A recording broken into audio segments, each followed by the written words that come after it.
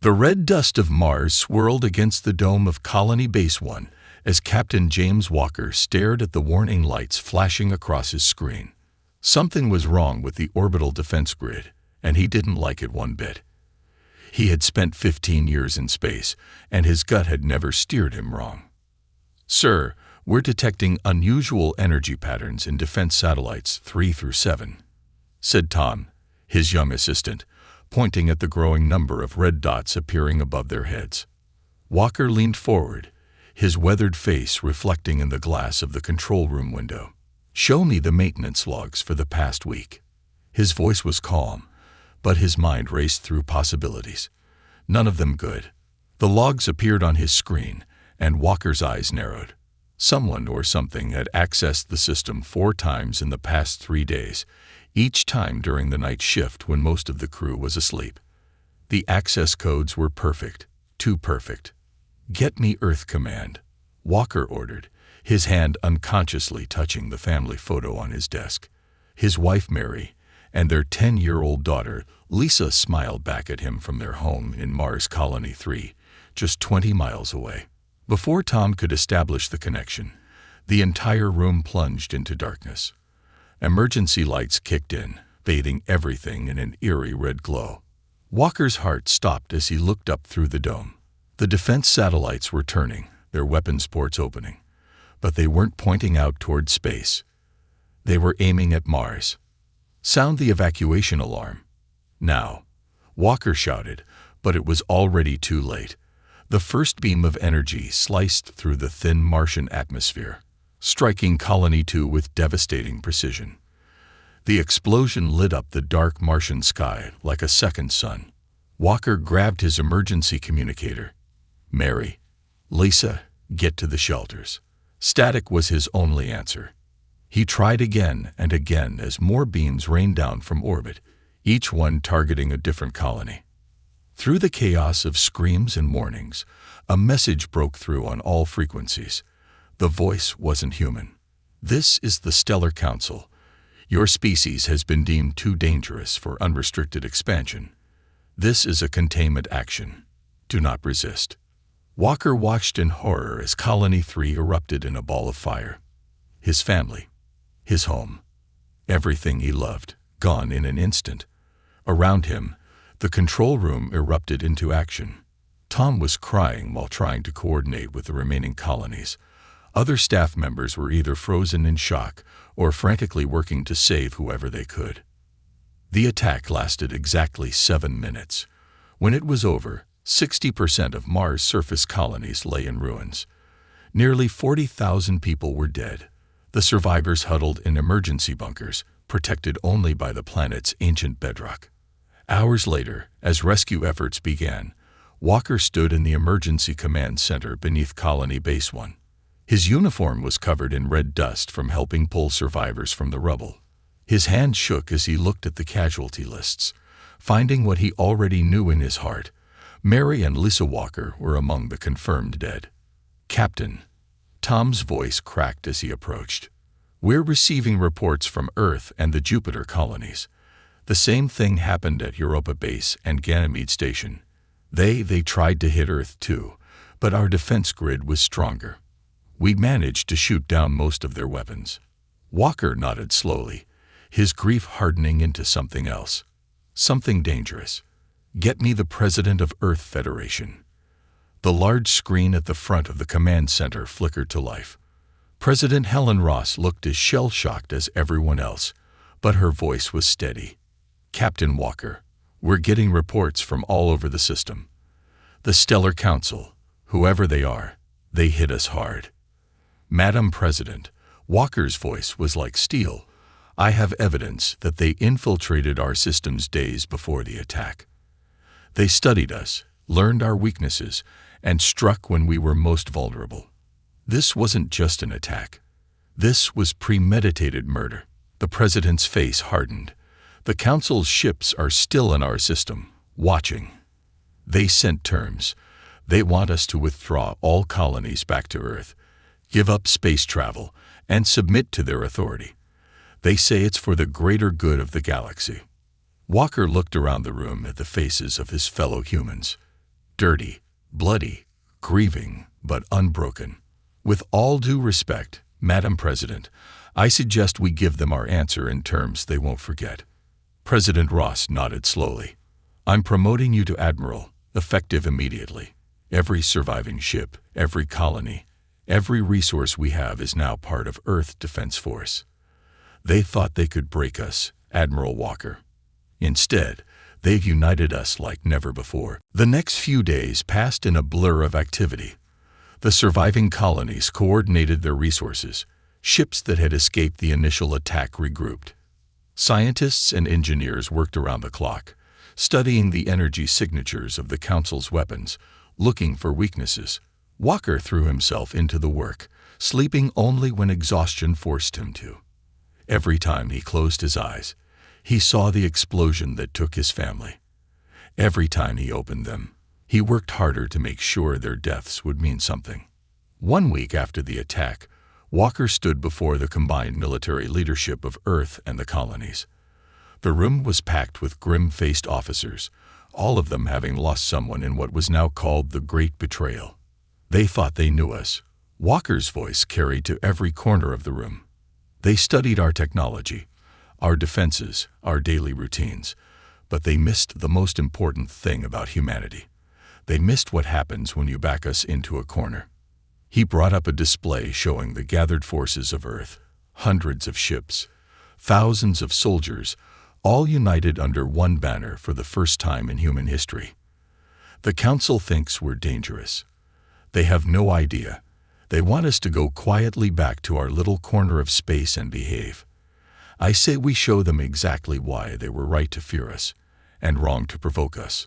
The room erupted in cheers and shouts of agreement. Walker raised his hand for silence.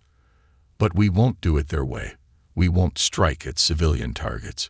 We won't murder children in their beds. We'll fight with honor, with courage, and with such skill that the galaxy will never forget what happened when they pushed humanity too far. As the officers filed out to prepare their forces, Walker stood at the window looking out at the stars. Somewhere out there, the Council was watching, probably congratulating themselves on containing the human threat. They had no idea that their attack had awakened something that had slept in human DNA since the first cave person picked up a rock to defend their family. Sir, Tom appeared at his side. The first wave of ships is ready for inspection. Walker nodded, turning away from the window. The time for grief was over. Now was the time for action. As he walked toward the hangar where humanity's first united fleet waited, he made a silent promise to his family and all the others who had died in the attack. The galaxy had never seen humanity's true potential. It had never seen what humans could do when pushed past their breaking point. But they were about to find out. The Council's message had echoed across their worlds. Now humanity's answer would echo across the stars, and that echo would shake the foundations of the galaxy itself. 3 months after the attack on Mars, Admiral Walker stood in the testing chamber of Earth's most secret research facility, watching as Dr. Reed adjusted the controls of her strange machine. The device hummed with a deep sound that made his teeth ache, but his attention was fixed on the young test pilot in the center of the room. The pilot's face was red with effort, his hands clenched into fists. Around him, the air itself seemed to bend and twist. Instruments along the walls beeped faster and faster until, with a sudden flash, every screen in the room cracked at once. The pilot collapsed, breathing hard but grinning. Did you see that? Dr. Reed's eyes were bright with excitement. The readings were off the charts. His emotional state directly affected the quantum field. Walker walked over to help the pilot up. Good work, son. How did it feel? Like pure power, sir, the pilot said, still catching his breath. I just thought about what they did to Mars, about my brother who died there. And it was like all that anger had somewhere to go. Dr. Reed was already reviewing the data. It's incredible. The stronger the emotion, the stronger the effect. Anger, determination, the need to protect. They all create different patterns in the quantum field. Humans aren't just able to affect it. We're naturally wired to do it. We just never knew before. Walker looked at the cracked screens, thinking about the possibilities. Can we use this? Build it into our ships? We already are, Reed said, pulling up designs on her tablet. We're calling it the Rage Drive. It takes the pilot's emotional energy and converts it into pure power. The first prototype ship is almost ready. The next day, Walker stood in a massive hangar, looking up at humanity's newest weapon. The ship was sleek and dark, unlike anything in Earth's fleet. At its heart was a chamber similar to the one from the test room, but larger and connected to the ship's core systems. Beautiful, isn't she? General Thompson walked up beside him. The old soldier had been skeptical of the project at first, but the test results had convinced him. We're building more as fast as we can. The Council won't expect anything like this. How many ships can we have ready in 2 weeks? Walker asked, already planning. 20, maybe 30 if we push the factories to their limits. But that's not all. Thompson led him to another part of the hangar where rows of smaller craft waited. These are fighter-sized Rage Drives, smaller, but just as powerful. One pilot's emotional energy can power 3 of them at once through a neural link. Walker nodded, remembering the reports from the Mars attack. The Council used automated weapons against us. They're afraid to face us directly. Let's show them why. The next 2 weeks were a blur of preparation. Every pilot went through emotional training, learning to channel their feelings into pure energy. Ships were built and rebuilt, each one better than the last. The Council's ships still watched from the edges of the solar system, probably wondering why Earth had gone so quiet. They didn't have to wonder for long. The attack on Jupiter's defense station came just before dawn, Earth time. Council ships appeared from nowhere, weapons charging. But this time, Earth was ready. Walker stood on the bridge of his flagship, the Remembrance, as 30 Rage Drive ships moved to intercept. Around him, his crew was focused and calm, each one thinking about what they had lost, what they were fighting for. All ships, engage Rage Drives, he ordered. The effect was immediate. The quantum field around each ship began to twist and pulse with power. The Council ships fired their first shots, but the human vessels moved with impossible speed, dodging everything thrown at them. "Sir," his tactical officer called out, "the enemy is trying to hack our systems like they did on Mars." Walker smiled grimly. "Let them try. They won't find any computers to hack in these ships. Show them what humanity can do." The battle that followed would be talked about for years to come. Earth ships, powered by human emotion and piloted by hands guided by righteous anger, tore through the Council's formation like it was made of paper. Fighters linked to single pilots moved in perfect coordination, their attacks strengthened by shared determination. The Council ships tried to retreat, but the Rage Drives gave Earth's fleet speed they couldn't match. In less than an hour, it was over. The defense of Jupiter had become humanity's first major victory. Back on his ship, Walker received reports from across the system. The Council's watching ships were pulling back, retreating to their own space for the first time since the attack on Mars. Earth had bloodied their nose, and they didn't like it. "Sir," Tom appeared at his side, now wearing the uniform of a full lieutenant. "Message from Earth Command. The Council is asking for a ceasefire. They want to talk." Walker thought about his family, about all the families torn apart by the Council's containment action. Put them on screen. Let's hear what they have to say. The alien that appeared on the main screen looked nothing like a human. Its blue-skinned face was long and angular, its eyes too large and too dark. But Walker could read its expression well enough. It was afraid. "We underestimated your species," the alien said carefully. "Perhaps we can discuss terms." "The time for terms was before you murdered our people," Walker replied coldly. "Now you get to learn why that was a mistake." End transmission. He turned to his crew, seeing the same fire in their eyes that he felt in his heart. "Send word to all ships. The counterattack begins tomorrow. The Council thought they could break us, contain us, force us back to Earth.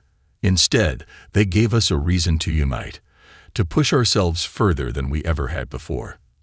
They gave us a reason to show the galaxy exactly what humanity is capable of. As the message went out, Walker looked at the stars through his bridge window.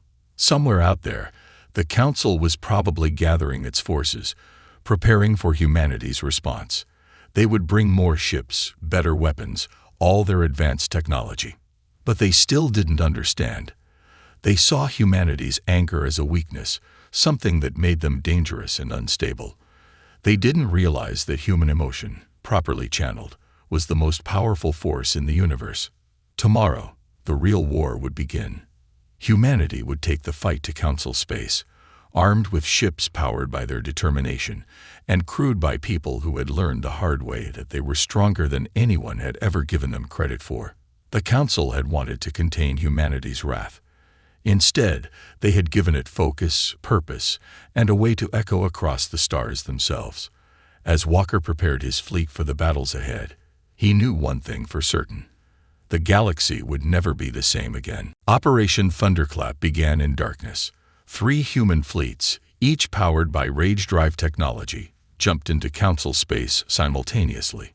Their targets were 3 major Council worlds, each one home to a different alien species that had supported the attack on Mars. Admiral Walker stood on the bridge of the Remembrance, leading the assault on the primary target. The alien world below was beautiful, with purple oceans and golden continents. Its orbital defenses were impressive, but nothing compared to what humanity had built in the months since the Mars attack. "All ships report ready, sir," Lieutenant Tom said from his station. "Rage drive outputs are at maximum. The crew's determination is off the charts." Walker nodded, his face illuminated by the glow of tactical displays. "Begin the attack. Remember, military targets only. We're not them. We don't kill civilians." The human fleet moved like a swarm of angry wasps, their ship's quantum fields blazing with power. Council defenders scrambled to meet them, but they were too slow, too predictable. The rage drives let human pilots react at impossible speeds, their movements guided by instinct and emotion rather than computer calculations. "Their automated defenses are trying to hack our systems," one of the bridge crew called out. "Same trick as Mars." "Let them waste their time," Walker replied. "You can't hack human emotion." The battle was fierce but one-sided. Council ships, relying on their advanced technology, couldn't match the raw power of human determination. One by one, their orbital platforms fell. Their military bases were disabled. Their fleets were scattered. Similar reports came in from the other 2 targets. Humanity's surprise attack had worked perfectly. The Council was reeling, unable to comprehend how their supposedly primitive enemies had advanced so quickly. But as Walker watched the Council forces retreat, he felt no joy in the victory. The wound in his heart where his family had been was still raw. "Send the message," he ordered. "Let's see if they're ready to talk now." The Council's response was immediate. Their leaders appeared on the main screen, their alien faces showing various signs of distress. The head of the Council, a tall being with crystalline features, spoke first. "This is impossible," it said. "Your technology, your ships, they defy all known laws of physics." "No," Walker corrected them. "They defy your understanding of physics. There's a difference. Now, shall we discuss terms?" "What do you want?"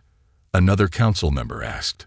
"Resources, territory, technology." Walker leaned forward in his command chair. "We want justice. We want guarantees that no other species will suffer what we suffered. And we want the truth. Why did you really attack us?" The Council members looked at each other nervously. Before they could answer, Walker's tactical officer interrupted. "Sir, multiple ships dropping out of faster-than-light travel. They're Council ships, but they're broadcasting surrender signals." On the screen, the Council leaders looked even more alarmed. One of them, a being with features that reminded Walker of an Earth octopus, spoke up. "They are deserters. Several Council races wish to change sides." Walker raised an eyebrow. "Explain." A new face appeared on the screen. An alien captain whose ship had just surrendered. "We watched what you did at Jupiter, how you fight, how you protect." Some of us remember the old stories about a race of warriors who could bend reality with their will. We believe you are their descendants." The bridge went quiet. Walker thought about the incredible advances they'd made, how naturally humans had taken to the rage drive technology. "Tell me more." But before the alien captain could continue, alarms blared across the bridge. Multiple hostile contacts. Tom shouted, "Biggest fleet we've ever seen. They're charging weapons." The hardline faction of the Council had arrived with everything they had.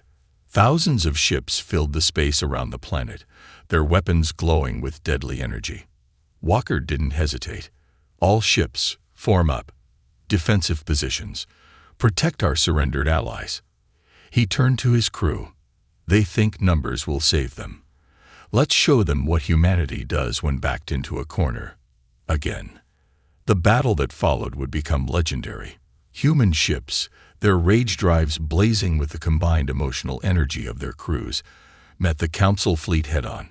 The surrendered alien ships, now fighting alongside humans, provided vital intelligence about Council tactics. Walker coordinated the defense from his bridge, watching as his people performed miracles. 3 human pilots, linked through their neural networks, controlled entire squadrons of fighters that danced through enemy fire like leaves in the wind. Rage-drive ships absorbed impossible amounts of damage, their crew's determination literally holding them together. Hours passed. The space around the planet became a graveyard of broken ships, but slowly, steadily, humanity pushed back. The Council fleet, for all its numbers, couldn't match the raw power of human emotion combined with technology. Finally, the Council fleet began to retreat. Their neat formations had been shattered, their confidence broken. They had thrown everything they had at humanity, and it hadn't been enough. In the aftermath, Walker received an urgent message from Earth. Intelligence Officer Kate Stone, one of their best analysts, had been working with the surrendered aliens. What she discovered changed everything.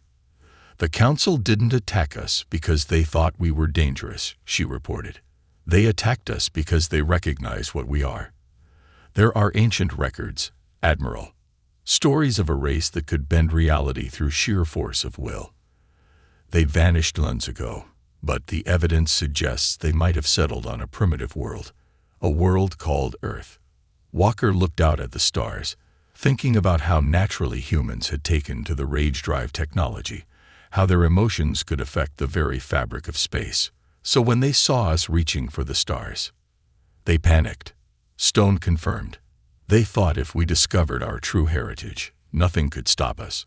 So they tried to stop us first, and in doing so, they made their worst fears come true," Walker finished. As reports continued to come in from across Council space, Walker faced a decision. They had proven their power. They had shown the galaxy what happened when humanity was provoked. But now they had to decide. Would they use this victory to punish or to build something new? The answer would shape the future of not just humanity, but the entire galaxy.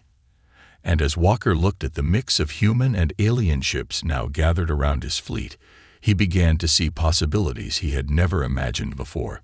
The Council's foolish attack had awakened something in humanity. But perhaps what they had awakened wasn't just humanity's wrath. Perhaps it was humanity's true destiny. Intelligence Officer Kate Stone walked through the ancient alien library, her hand touching the crystalline walls that held millions of years of galactic history.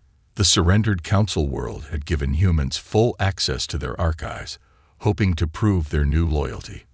What she found there made her hands shake with excitement and fear. "Admiral Walker needs to see this immediately," she told her team, carefully copying the glowing symbols that told humanity's true story. Hours later, she stood before Walker and Earth's military command, her discoveries displayed on the huge screen behind her. The room was silent as she spoke. "They called themselves the Shapers," she explained, pointing to images of beings that looked almost human.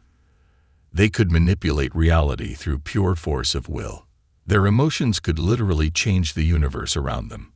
Sound familiar? Walker nodded, thinking of the rage drive technology that had given humanity its edge. Our ancestors. Yes, but there's more. Stone brought up new images showing ancient battles. The Shapers weren't just powerful, they were guardians. They protected younger races from threats we can barely imagine. But something happened. A war that was so terrible, the survivors chose to hide themselves away. On Earth, General Thompson said quietly, "They used their powers one last time." Stone continued, "They changed themselves, became what we now know as humans. They locked away most of their abilities, letting them sleep in our DNA until we were ready. The Council found records of this plan and realized what we truly were. That's why they attacked Mars. They thought if they couldn't stop us now, we'd become too powerful to control." Walker stood up, walking to the window that looked out over the rebuilt Mars colony. "So every time we use the rage drives, every time our emotions affect quantum fields, we're not using technology," Stone finished. "We're remembering. The rage drives aren't giving us power. They're just helping us access what was already there." The room erupted in discussion, but Walker held up his hand for silence. "The question is, what do we do with this knowledge?" Before anyone could answer, alarms blared throughout the building. Tom burst into the room, his face pale. "Sir, we're detecting massive energy readings from deep space. Something's coming. Something bigger than anything we've ever seen." Walker rushed to the command center, Stone right behind him. The main screen showed a massive tear in space itself, nearly as big as Earth's moon. Through it came ships, hundreds of them, but unlike anything they had seen before. They made the Council's ships look like toys. "Message coming in," Tom reported. It's being broadcast on all frequencies, in all languages." A voice filled the room, ancient and powerful. "Children of the Shapers, you have awakened. We have returned." Stone's face went white as she checked her data. "Admiral, these match the descriptions of the enemies the Shapers fought. The ones so terrible that our ancestors chose to hide rather than continue fighting." The voice continued, "Your guardians fled from us, hid themselves away, made themselves forget. But we never forgot. We never stopped hunting. And now you have revealed yourselves." Walker looked at the tactical display, showing the enemy fleet's power readings. They were off the charts. Even with the rage drives, even with humanity's awakening powers, these ships were far beyond anything they could handle. "Send word to all colonies," he ordered. "Full evacuation protocols. Get everyone to the emergency shelters." He turned to Stone. "What else do those records say about these enemies? How did the Shapers fight them?" Stone was already searching through the data. "The records say the Shapers' greatest strength wasn't their power. It was their ability to unite others, to inspire, to lead." Walker thought about the Council ships that had surrendered, about the aliens who had chosen to stand with humanity. He opened a channel to all Earth forces, and then, after a moment's thought, to all Council worlds as well. "This is Admiral Walker of Earth. An ancient enemy has returned, one that threatens not just humanity, but all life in our galaxy. They drove our ancestors into hiding. They think they can do the same to us." He paused, letting his words sink in. "They're wrong." Reports started coming in. Council ships were moving to join Earth's fleet. Species that had been enemies months ago were now offering their technology, their resources, their aid. The ancient enemy's arrival had done something the galaxy hadn't seen since the time of the Shapers. It had united everyone against a common threat. "All ships, form up," Walker ordered. "Council allies, take flanking positions. Everyone else, defensive formations around the populated worlds." He turned to Stone. "How close are we to understanding the full extent of our abilities?" "We've barely scratched the surface," she admitted. "But from what I've found in the records, strong emotions aren't just powering our ships. They're powering us. The stronger we feel, The more we remember, the more we can do. Walker nodded, a plan forming in his mind. Send word to all ships, human and alien alike. I want everyone linked into the Rage Drive network. If emotion is power, let's show them what an entire galaxy's worth of determination feels like. The enemy fleet moved closer, their weapons charging. They had expected to find scattered, primitive descendants of their old foes. Instead, they found a united galaxy, led by humans who were remembering more of their heritage with each passing moment. On the bridge of the remembrance, Walker felt something change. The Rage Drive hummed differently, responding to not just human emotions now, but to the combined will of dozens of species. Through the neural link, he could feel them all: human determination, council wisdom, and the unique strengths of 100 alien races. "Sir," Tom said in awe, "power readings are. I've never seen anything like this." Walker looked at the enemy fleet, remembering everything that had led to this moment. The attack on Mars had awakened humanity's power. The war with the Council had taught them how to use it. And now, facing an enemy that had haunted the galaxy's dreams for millions of years, they would show everyone why the Shapers had been legends. "All ships," he commanded, feeling the combined strength of the galaxy flowing through the quantum fields around them. "Prepare to engage." The space around them began to twist and bend as the power of a united galaxy faced off against the ancient enemy.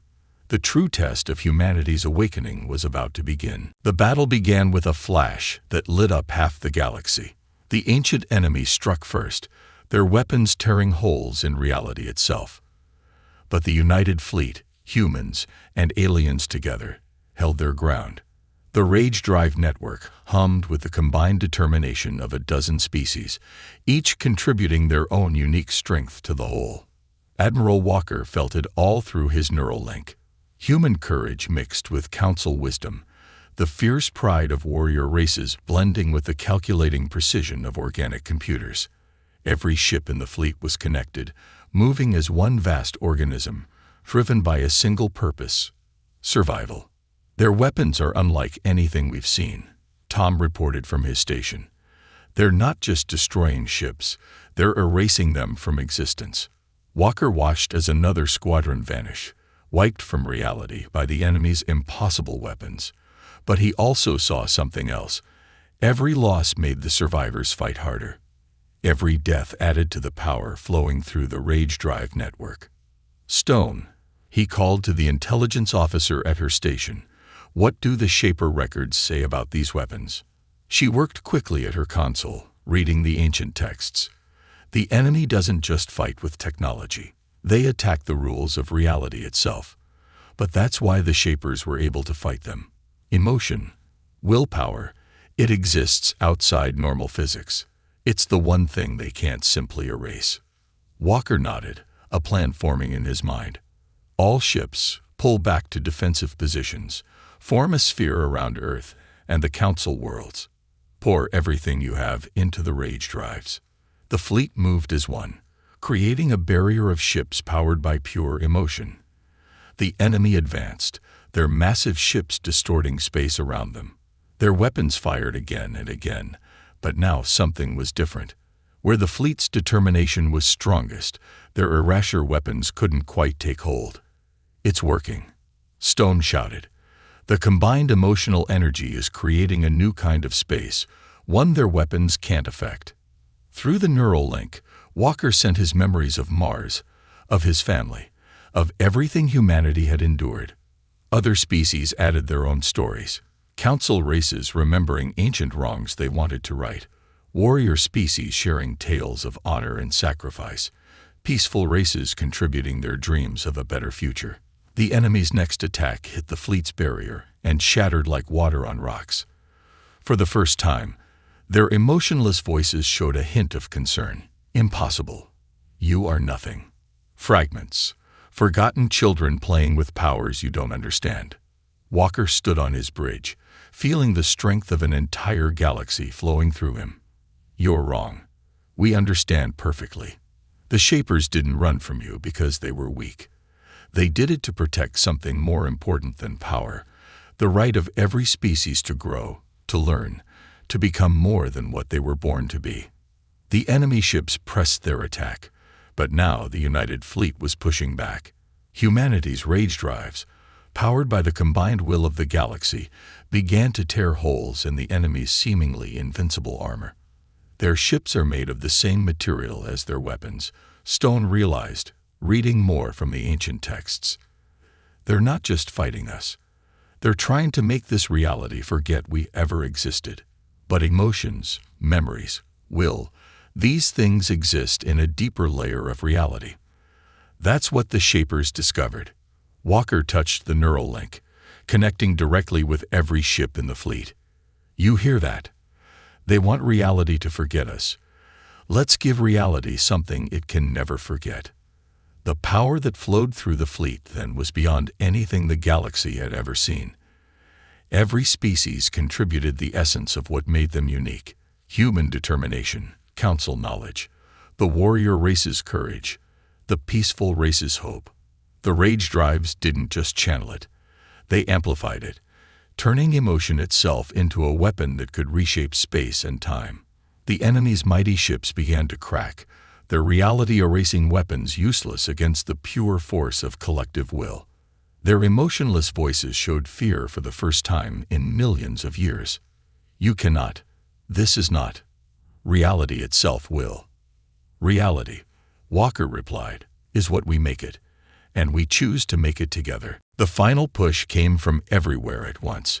Every ship, every being, every scrap of determination and hope and anger and love, all focused into a single point. Space itself seemed to hold its breath. Then everything exploded. When reality settled back into place, the enemy fleet was gone. Not destroyed, not erased, but banished to a place where their powers meant nothing. The combined will of the galaxy had rewritten the rules they relied on, turning their own weapons against them. In the silence that followed, Walker looked out at the fleet that had saved everything. Human ships floated beside council vessels. Warrior race cruisers protected the ships of peaceful species. The neural link hummed with tired satisfaction and shared victory. "Sir," Tom said quietly, messages coming in from every world. They're celebrating. Stone looked up from her readings, tears in her eyes. The Shapers didn't just hide their powers in us. They hid a piece of themselves in every species, knowing that one day we'd all need to stand together. They didn't run from the fight. They were playing the longest game in history. Over the next few days, as the galaxy began to rebuild, Walker met with leaders from every species. The council was reformed, with humanity taking its place not as conquerors, but as guardians, just as their ancestors had been. The rage drive technology was shared, modified to work with the unique emotional strengths of each species. Together, they began building a new kind of civilization, one that drew power from unity rather than division. 1 month after the battle, Walker stood on Mars again, looking at the rebuilt colony where he had lost his family. A memorial had been built there, not just for human losses, but for every species that had suffered in the journey to this moment. They would be proud, Stone said, standing beside him. Your family, the Shapers, everyone who helped us reach this point. We didn't just survive. We became something greater. Walker nodded, watching ships from a dozen worlds pass overhead, their rage drives leaving trails of light in the Martian sky. Humanity's wrath had echoed across the stars, yes, but it had echoed into something more, a song of unity, of growth, of the kind of strength that only comes when different peoples stand together. Send word to the fleet, he said finally. There are still stars we haven't reached, species we haven't met. Let's make sure they know they're not alone out there. The ships rose into the night, carrying with them the legacy of the Shapers and the promise of a united galaxy. And in the quantum fields that bound everything together, the echo of humanity's greatest battle slowly transformed into something else, a lullaby of peace, sung in the emotions of 1,000 different species, all moving forward together into whatever the future might bring.